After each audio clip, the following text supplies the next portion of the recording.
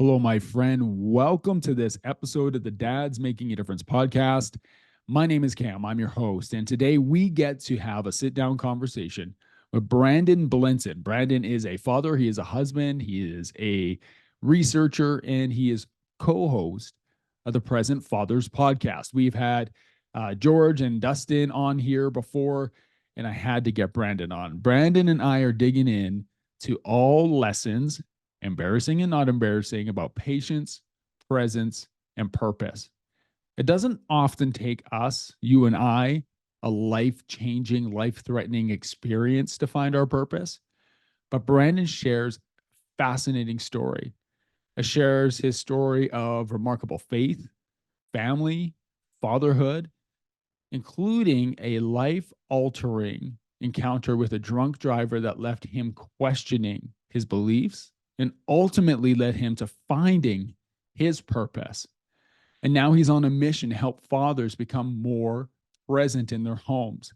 And he's on a mission to mentor young men to become strong, confident leaders in their communities.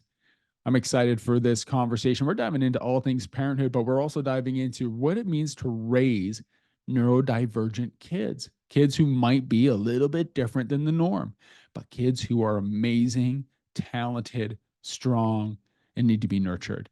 I'm excited for us to dive into this conversation. You could get so much from this. Brandon is an amazing guy. This is a fantastic conversation. This episode of the Dads Making a Difference podcast with Brandon Blinson starts right now.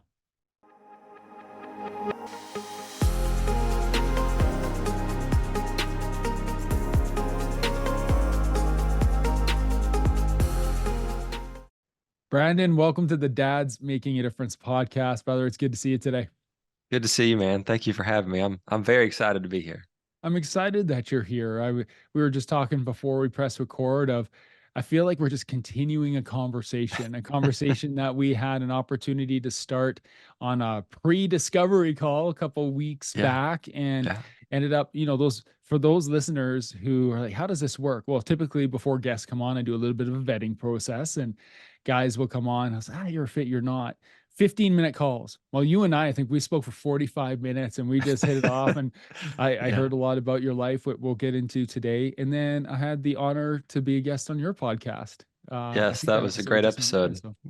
So I thank you. So I want to be very mindful that today we don't glaze over all the important stuff that I already know about you, because I want the listeners to hear your story and to hear about you and the experiences that you've had in your life, because right now we're on a mission.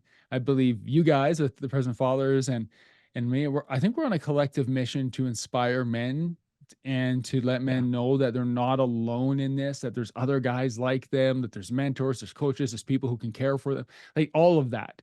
And we're on this mission. And I think sometimes it's easy to think, oh yeah, there's all this out there and all these guys in the dad space, but now I have all this responsibility as a father resting on my shoulders. What do I do? And I know that you have a passion for letting guys know that, hey, you can chunk this down and you're capable of doing this. So absolutely. Brandon, I don't want to ruin this by just keep blabbing about you, but Brandon, why don't you give our listeners a little bit of a background about yourself? Yeah, sure. So I'm married to my high school sweetheart. We've been together 23 years now, married 13. We have 2 children. My son, Benjamin, who is 9, he's going to be 10 in August. And then my daughter, Bayla, who is 5. I am a trade and research analyst. I love research, love data, love all that stuff. And so I work in a RIA, which is like a financial company that helps people with their retirements and long-term financial planning, that kind of thing.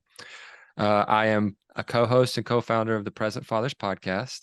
I am writing a book that's currently in the process of being published, called The Balance of Things. And I basically just try to help others find the balance and the harmony that I found in my life through personal experience and through psychology and all that stuff. So those are kind of the highlighted touch points there. Happy to dive in on anything specific.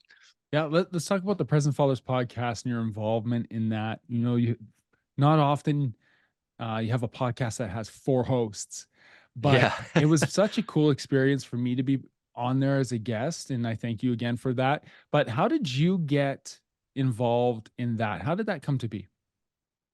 Yeah, so one of the things that I like to do is I like to write articles for young men and for fathers. I do that on X pretty often, and I've just always had a heart for trying to lift other men up. Like I see their light and I try to draw it out of them, right? And the world is hard enough as it is, so we need other men to encourage us, right? And so growing up with a great dad and having a good family environment, one of the things that I realized was not everybody has that walk or that path in their life, right? There's a lot of guys that grew up without fathers.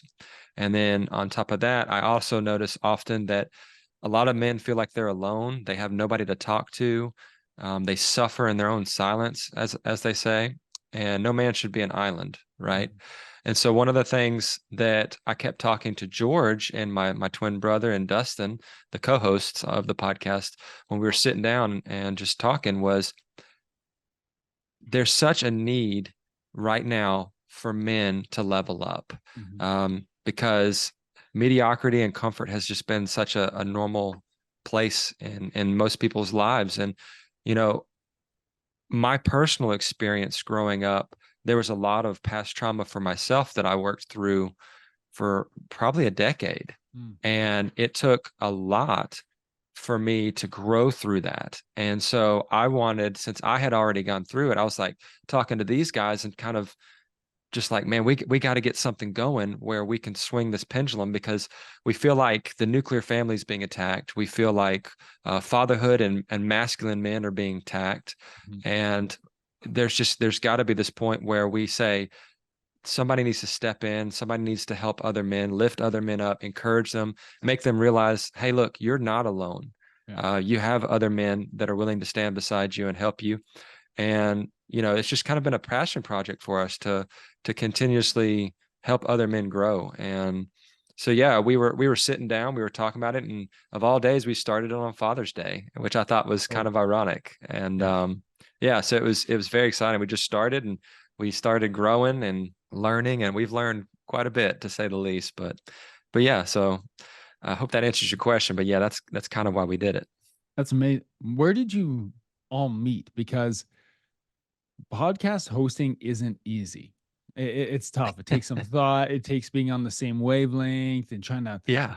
feel people out as you're interviewing them. I couldn't imagine doing that simultaneously with three other co-hosts. So, how did you guys meet?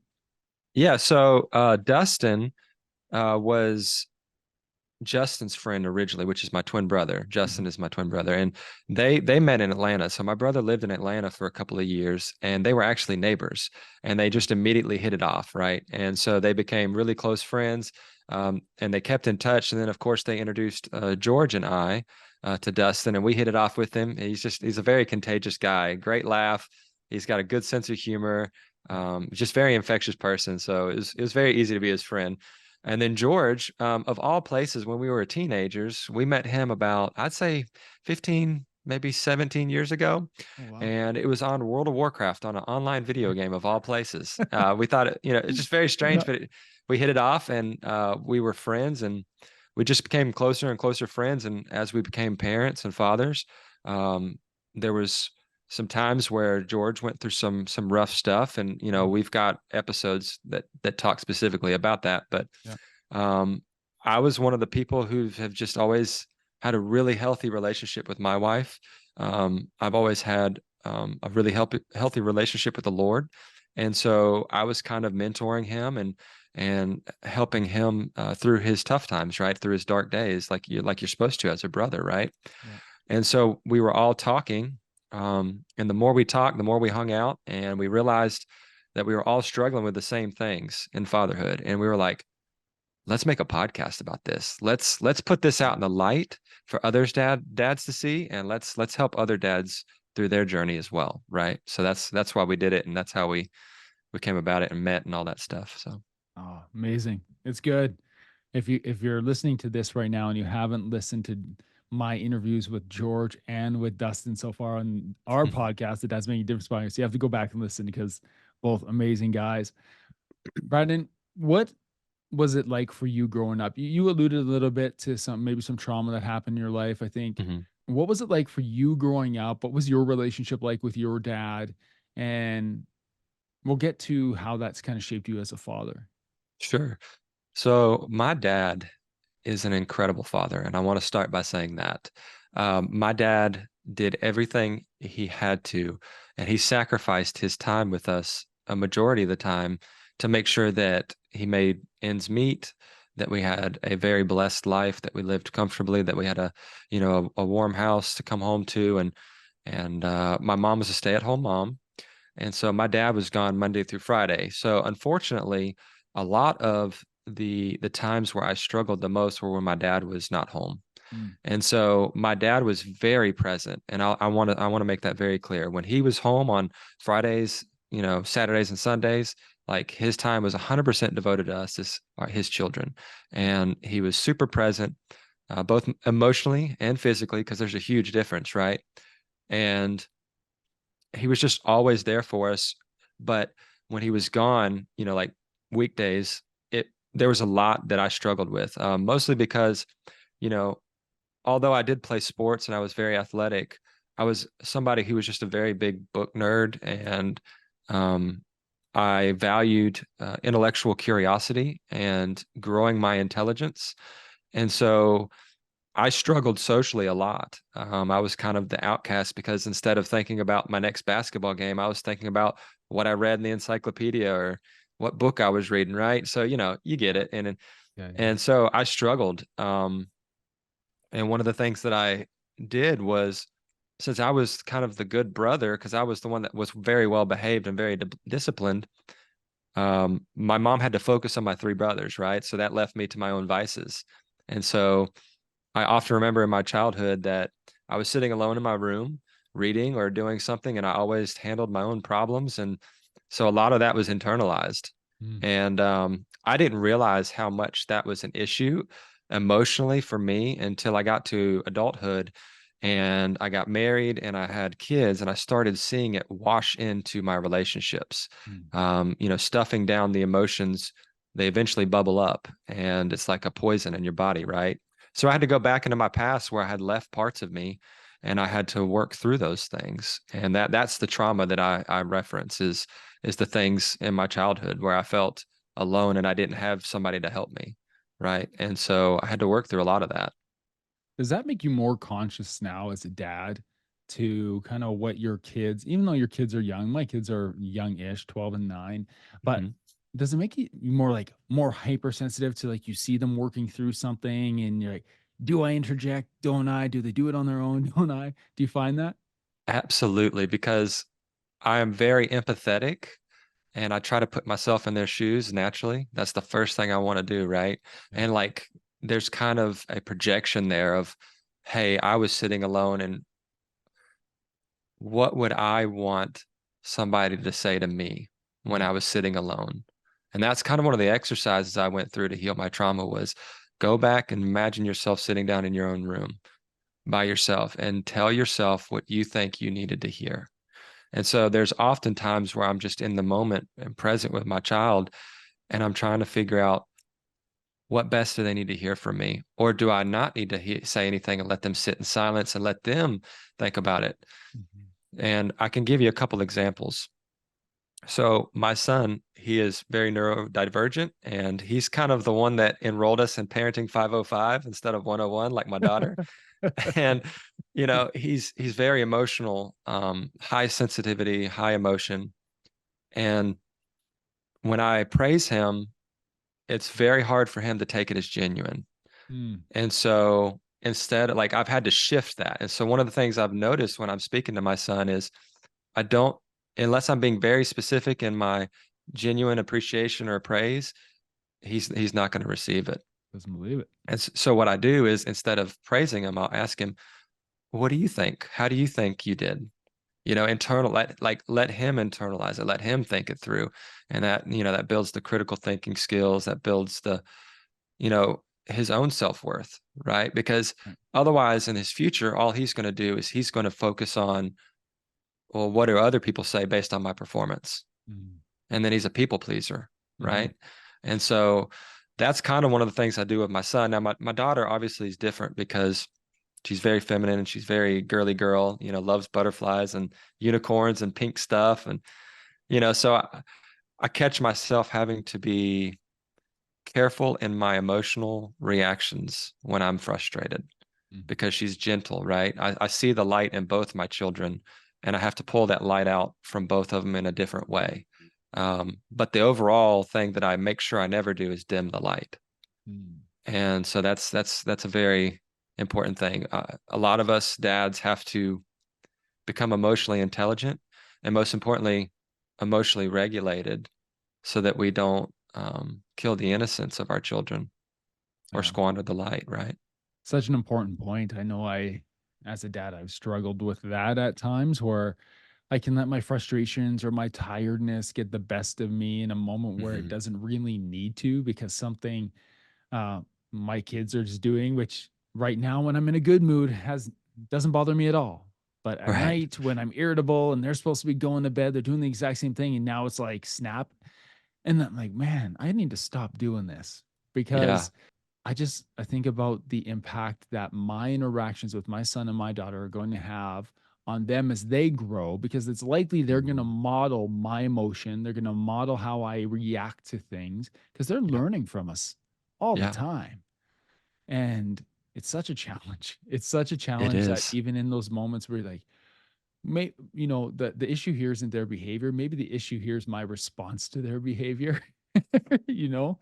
That's it. It starts with us, not our Yeah. kids. Yeah. And there's so much there that we could unravel, but that's why I always tell dads to work on themselves first, Mm. because when we feel a lack of control, like in our leadership or in our children's obedience, our most of us, it's coercion, it's authority, Yeah. that's unhealthy to get control, right? It's a struggle.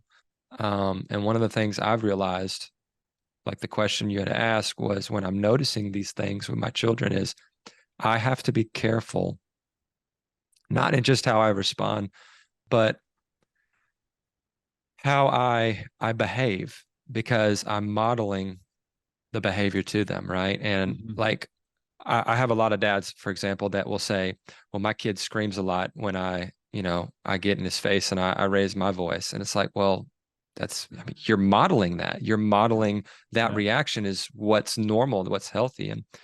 And what I tell them is there has to be just as much compassion for your children as there is Mhm. authority. And then you've got to take responsibility for your own part, Mhm. because the kids, here's the thing, our children don't have all the puzzle pieces. No. We've lived Yeah. 30, 40 years, whatever our ages are. We have a lot more of those pieces together and they're missing those. And so we kind of tend to forget that, right?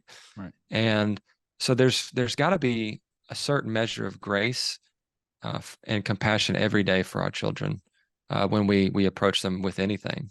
Yeah. I appreciate you bringing that up. This part of, am I responding or reacting, and am I teaching through this as opposed to expecting that my 9-year-old already gets life, Yeah. you know, that Yeah. they're operating on the same amount of knowledge base that I have.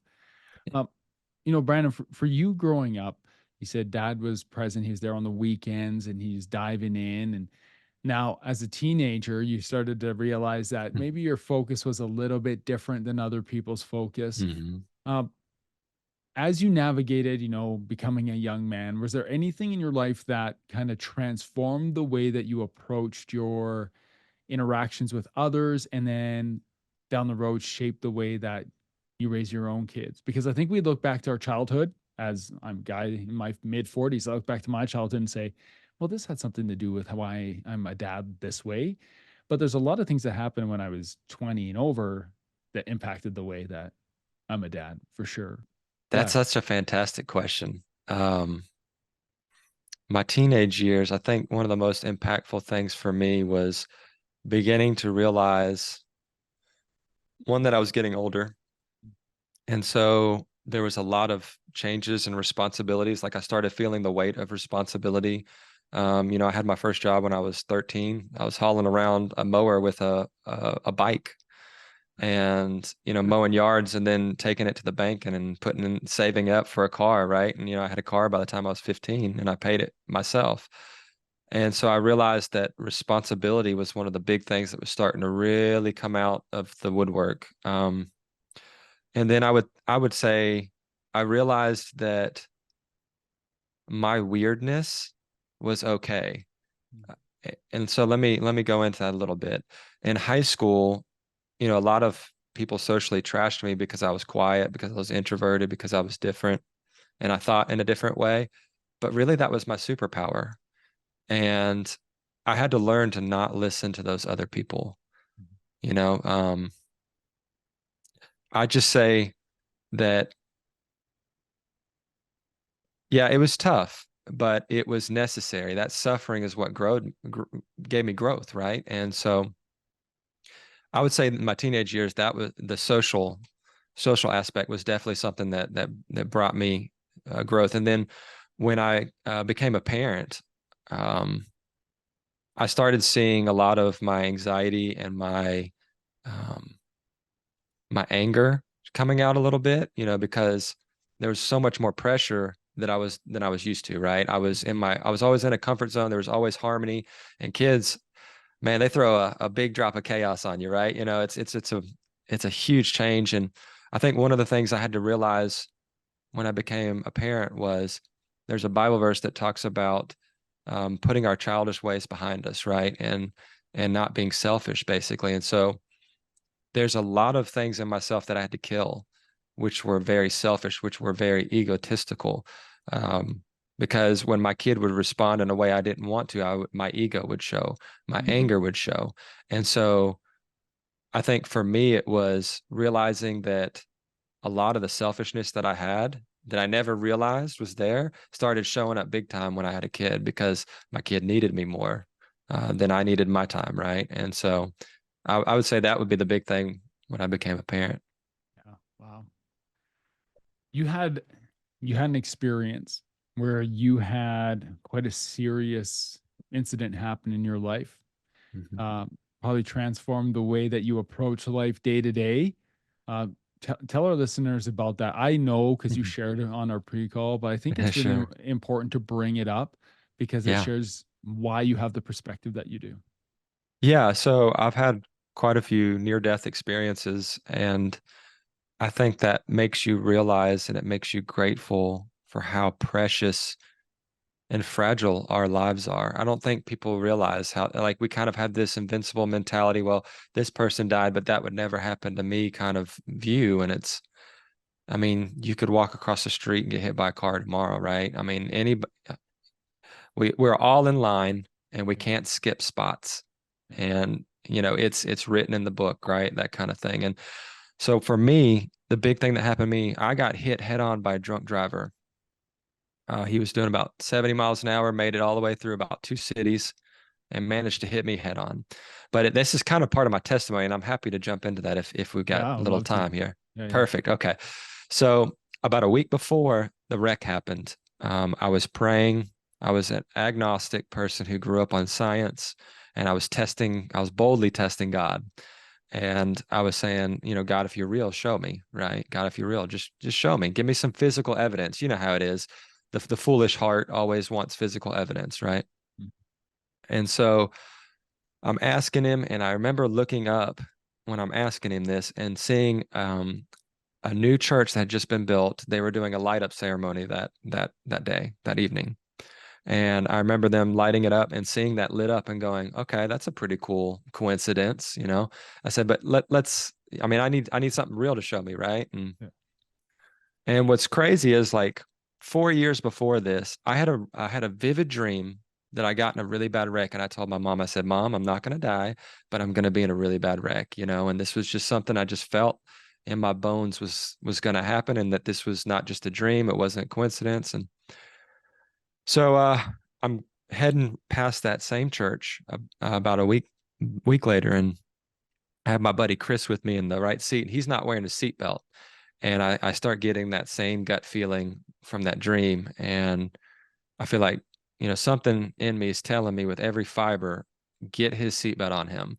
And so I look over him and I said, put your seatbelt on. And he's this big guy. I mean, He's about 6'5", probably 240, big boy, not somebody I'd mess with, right? He's kind of my enforcer, right? My protector. And I said, if you don't get your seatbelt on, I'm going to pull over and you're going to get out. And so he put his seatbelt on, and about 15 seconds later, we topped the hill, and the drunk driver's in our lane, and there's no time to react other than just to brace for impact, right?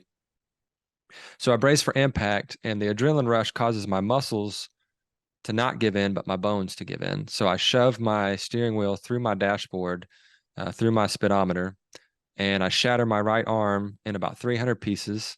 Uh, just completely destroyed this hand because the steering wheel basically did a clean break all the way through. And knee and ankle were out of socket. And I remember looking down and saying, okay, I'm not dead. And then looking up and seeing that cross lit up. And I felt like God was telling me, I could have put you in hell tonight and you could have died, but I spared you. Um, and so immediately my first thought was, well, God, if I need to be at that church, find me somebody that'll take me there. Because, again, I was an introverted person. I'm not just going to walk into a church where I know nobody. This isn't going to happen, right? So I need you to help me out. And so kind of fast forward to shorten it a little bit. I get out of the hospital. I'm sitting at my parents' house with the sling and, just recovering. And two girls walk into the house, Jennifer and Summer. And they walk past the stairs where I can see them. And I immediately look at them and I look over at my mom and I said, I don't know why, but I have a gut feeling again. And I'm going to marry one of those girls. And my mom laughs. She says, Brandon, you're silly. They're just pretty girls, right? And kind of brushes it off. And so I'm talking, I introduce myself and say hello to both of them. And the first thing my wife asks me is, I don't know why, but God's put it on my heart to ask you to come to church with me. So it's the first thing she asks me. And it I got her number, went on a date, and, the rest is history, as they say. And so um, get to the church, and I just remember like the preacher was preaching, like he was talking, like God was talking through him directly at me, and just remember weeping. And so I literally had to get up and walk out of the church event. And, I got saved. A couple of men helped me pray the prayer and make me realize the error of my ways. And, ever since then, it's just been this constant thing where I've seen God's hand in my life everywhere in the past. Like when I would question, well, why am I suffering? Why is this so hard? Yeah. And then I realized it's preparing me for what I'm going through today. It's helping me to help this person. It's helping this. And, there's all these things where I just really see his fingerprint in everything. And so, yeah, it's incredible that, he took something so tough and so traumatic and made it to be such an amazing thing and such a big blessing for me. And that's what he does, right? That's his MO. Yep. So, Yep, it's true. Man, I think I shared with you guys on your podcast how some experiences in my life that I've gone through, my own health scares, losing my mom, or even back further when my mom was diagnosed with cancer and I was blaming God and I was blaming the situation. And it was back in 2002. And I walked away from the church and I never really walked away from my faith, but I was angry. I was bitter. I yeah, was angry. I was on my own, living on my own, living my own life. And that was good enough for me. yeah, And I think about what I experienced during that period of time. And I can't change any of it, nor do I hmm want to, because I think it shaped me into the dad and the husband that I am today. hmm But it also, I didn't see it then. And there's times I still don't see it now, but I know there's some interaction somewhere along the line where I will be able to look back on one of those experiences and be like, I know what you're going through. It's a little bit different, but can I share with you how this impacted my life? And you sharing your story of that accident and how that's your testimony, man. Like yeah, that's part of your mission. That's what makes this so unique to you, but also so powerful is that it has meaning yeah, in your soul, your literal soul, that this is the work that you're meant to be doing. Uh, absolutely. Not to mention also be a pretty, you know, awesome dad and try to do what you can to do that and be a good husband. Uh, so Brandon, right now, you have the Present Fathers podcast that you're part of, and you write the articles on X for young men. Mhm. But can we talk more about those articles and the purpose behind those, and really the men that you're looking to impact with the words that you're writing now? Absolutely. I would love to. So the reason I write these articles is because God just puts on my heart all the time specific things that, like, when I experience something and I find growth in it, and I find like, oh wow, I learned from that. I really want, I'm the king of living vicariously through other people's mistakes.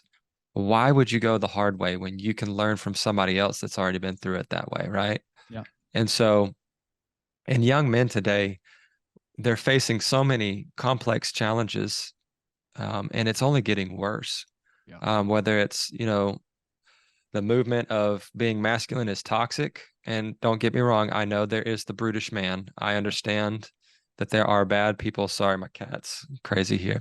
I understand that there are exceptions to that rule, right? Mhm. Abusive men, tyrannical men. I do understand that. But, there's just this toxicity towards men just trying to be men. And then you've got things like AI, you have pornography, you have all these things that they're going up against. And the way I see it and how it's been built, I mean, they have no chance if they're not prepared for it, right? And 60% of homes today have no father in it. Mhm. That's And crazy. that is, and you're 8 times more likely to commit suicide. You're 10 times more likely to go to a penitentiary or a jail. You're 15 times more likely to have premarital sex and end up with a child early out of a marriage. So there's a lot of these things, drugs. I mean, there's so many things that are an effect of that. And so some guys don't have dads. And what I want to do is I want to pay forward the blessing of that I had a dad and I had a present grandfather, and they gave me that advice. And Mhm. so as I'm learning, I'm trying to pass that knowledge on to them as my legacy to them, right? And so a great example of that, one of the things I really have been blessed with is just an incredible, nurturing, loving, feminine wife who loves the Lord. I mean, I struck gold in high school, never looked back, buddy, let me tell Yeah. you. And so I want other men to find that. I want them to get to experience that, because who you choose as your wife determines 90% of the rest of the path of your life. Mhm. And not only that, but 100% of your children's.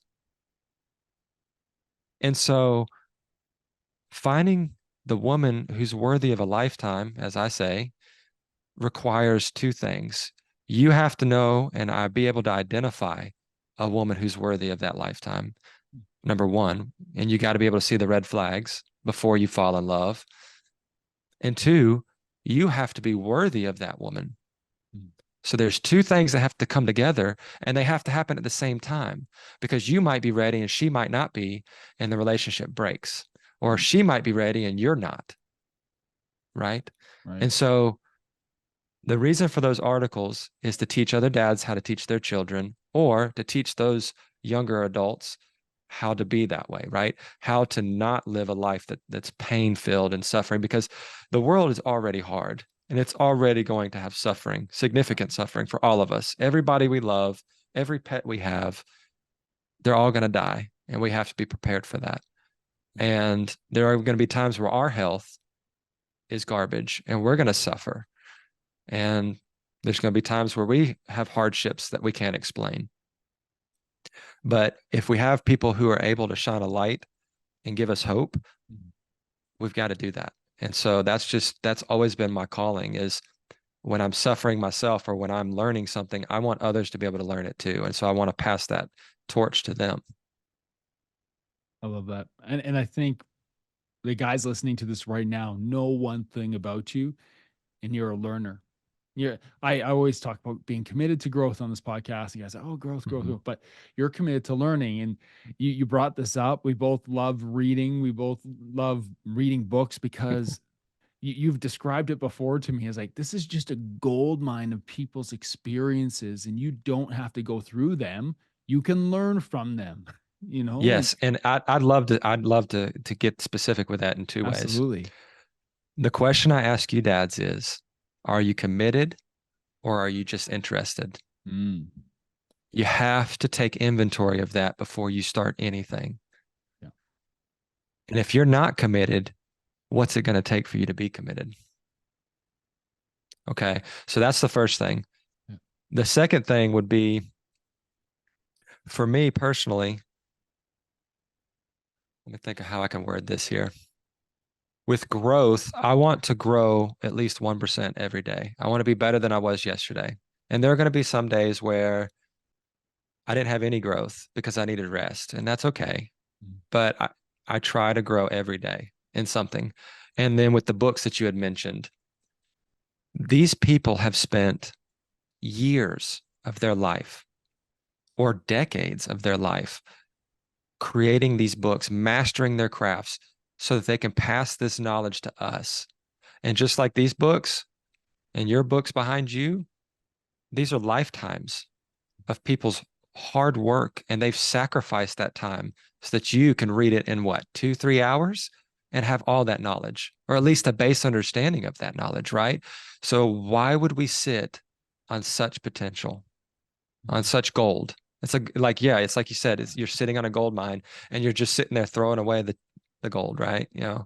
If you don't do it, right? And it all comes down to the lack of realization of that or lack of discipline. yeah. Brandon, I know you're a learner. I know that you're committed to that. I'm interested to know what's one area of growth that you're diving into right now as a dad that you're excited about? Man, again, I told you my son's got me in parenting 505. So one of the things that I'm really trying to do is I'm trying to understand neurodivergent behavior more, not just for him, but for myself too. Um, so I've been really studying the psychology of it, and he has been teaching me, how no matter how many times I've had to repeat myself, I have to stay calm. I have to be the lighthouse. He's the waves crashing into me consistently, and I have to be the strong lighthouse that doesn't move, Yeah, I like right? you add in consistently there. I like that. Yes, because I'm telling you, buddy, there are some days like you said, full day's work. You're exhausted. You're not feeling well. There's a lot of factors that play into that. Yeah. And you have to be prepared for that. And like one of the ways I'm prepared for that, for example, is I've been practicing when I'm about to walk in the house. As a dad and as the leader of my household, I set the tone for our house. And so I have to stop at the door, take a deep breath, smile, whatever baggage I had from work, it doesn't come over, right? It doesn't bleed out into my children, into my wife, and so that's a lot of what I've been working on is the patience and response and then how I carry myself. I think there's a lot of men who could relate to that. Yeah, Yeah. I think Right. every man can. Yeah. No, I So appreciate you for sharing. Um, Brandon, I appreciate you for being here. I always love our conversations. If someone wants to connect with you, wants to find your articles, where can they do that? And where can they hear the podcast? sure, sure. So my articles are on X. I haven't been writing them as much lately just because it's been such a crazy whirlwind of a few months, but I am dedicated myself to getting back into it. So I would say at Brandon Blinson is my Twitter tag or X tag, as they say. The podcast is at the Present Fathers podcast, or you can look it up on any of our social medias. I'll be happy to give you a link tree there that you can put in the description there. Yeah, excellent. So yeah, and then my book will eventually publish if I can get these last few chapters finalized and get the publisher to finish out, and that will be out. I'll announce that on my social medias as well. So Amazing. Brandon, I appreciate you. Thank you for taking time away from your family to share with us today. thank you so much. I appreciate you having me on, man.